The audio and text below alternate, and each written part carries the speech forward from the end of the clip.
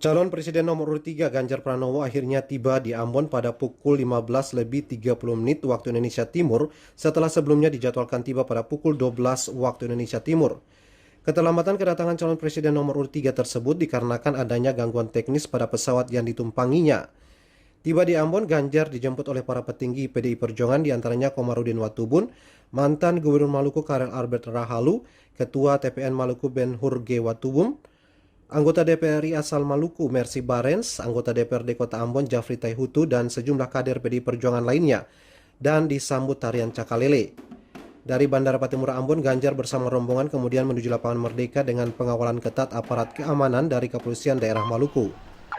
Tiba di lapangan Merdeka, Ganjar kemudian disambut suara gemuruh para pendukungnya.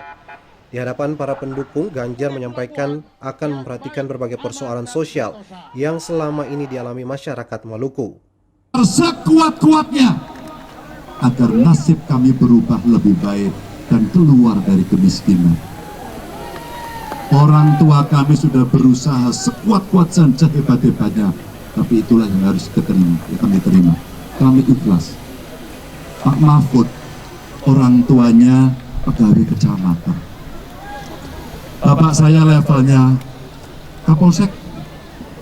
Jadi kalaulah kami berdua bertemu, itu levelnya Forkom Pincam, ketemunya di level kecamatan. Ongen 5, Junaidi Asri melaporkan.